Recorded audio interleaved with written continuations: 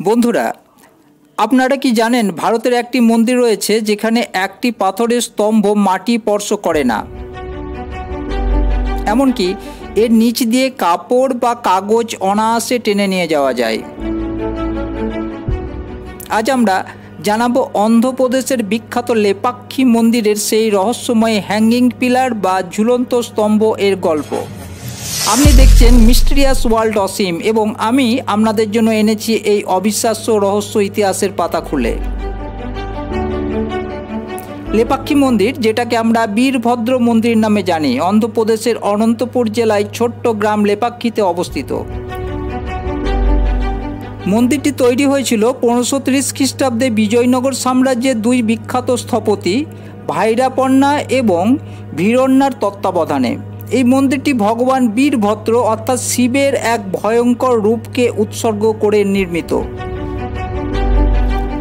এই মন্দিরের অসাধারণ স্থাপত্যশৈলী এবং কারুকার্যের জন্য বিখ্যাত, কিন্তু এর সবচেয়ে বড় রহস্য হলো হ্যাঙ্গিং পিলার। এটি এমন একটি স্তম্ভ যা মাটির সঙ্গে একেবারেই লেগে নেই।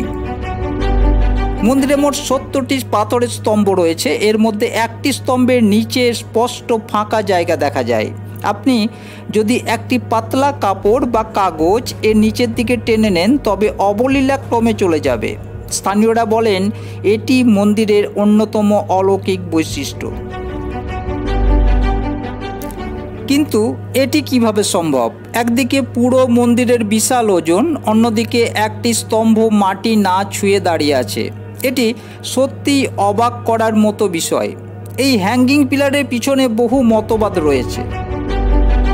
প্রথমত, স্থাপত্য বিজ্ঞানীদের মতে এটি ইচ্ছাকৃতভাবে এমনভাবে তৈরি করা হয়েছিল যাতে মন্দিরের ওজন সঠিকভাবে বিভিন্ন স্তম্ভে ভাগ করা হয়। এটি সেই সময়ের এক অনন্য স্থাপত্য কৌশলের প্রমাণ। দ্বিতীয়ত, একটা জনপ্রিয় গল্প অনুযায়ী ব্রিটিশ আমলে এক ইঞ্জিনিয়ার এই স্তম্ভটি সরিয়ে তার গঠন পরীক্ষা করতে চেয়েছিলেন, কিন্তু তিনি যখন এটি সরানোর চেষ্টা করেছিলেন তখন মন্দিরের ভারসাম্য নষ্ট হতে শুরু করে। মনে হচ্ছিল মন্দিরটা ভেঙে পড়বে। এরপর তিনি আর এটি নিয়ে গবেষণা করার সাহস পান নাই। তৃতীয়ত, ধর্মীয় দৃষ্টিকোণ থেকে বলা হয় যে এই স্তম্ভ দেবতা বীরভদ্রের অলৌকিক শক্তির প্রতীক। এটি দেখায় যে ঈশ্বরের সৃষ্টি ভৌত জগতের সব নিয়মকে অতিক্রম করতে পারে। হ্যাঙ্গিং পিলার ছাড়াও লেপাক্ষী মন্দিরে আরও কিছু অসাধারণ জিনিস রয়েছে যা আপনাকে মুগ্ধ করবে। মন্দিরের প্রাঙ্গণে একটি বিশাল শিবলিঙ্গ আছে, যার উপরে বড় পাথরের সাপ তার ফনা তুলে দাঁড়িয়ে আছে। এটি একটি পাথর থেকে তৈরি করা হয়েছে, যা সত্যি এক আশ্চর্য শিল্প। মন্দিরের মেঝেতে একটি জায়গাতে একটি পায়ের চিহ্ন আছে, যেটা অনেকে মনে করেন দেবী সীতার পায়ের চিহ্ন। আশ্চর্যের বিষয় কি জানেন? এই পায়ের চিহ্ন থেকে সব সময় জল বের হয়। মন্দিরের ছাদ এবং দেওয়ালে অসাধারণ সব পেন্টিং আঁকা রয়েছে।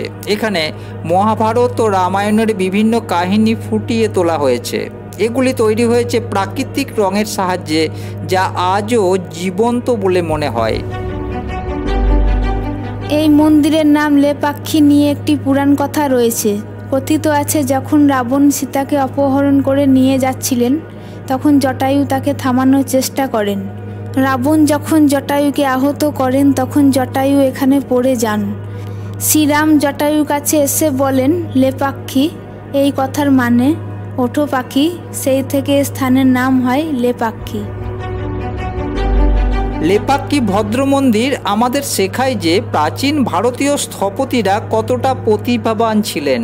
তাদের নির্মাণ কৌশল আজও আমাদেরকে বিস্মিত করে।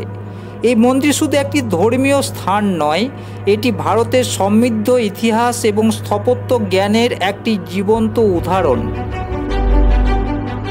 আপনি যদি কখনো এই মন্দিরে যান তাহলে লেপাক্ষী মন্দির অবশ্যই ঘুরে আসবেন।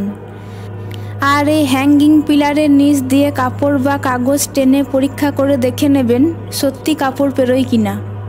এরকম আরও অদ্ভুত এবং রহস্যময় বিষয় জানতে আমাদের চ্যানেল মিস্ট্রিয়াস ওয়ার্ল্ড অসীম সাবস্ক্রাইব করুন। ভিডিওটি ভালো লাগলে অবশ্যই লাইক দিন এবং আপনার মতামত জানাতে অবশ্যই ভুলবেন না। ধন্যবাদ।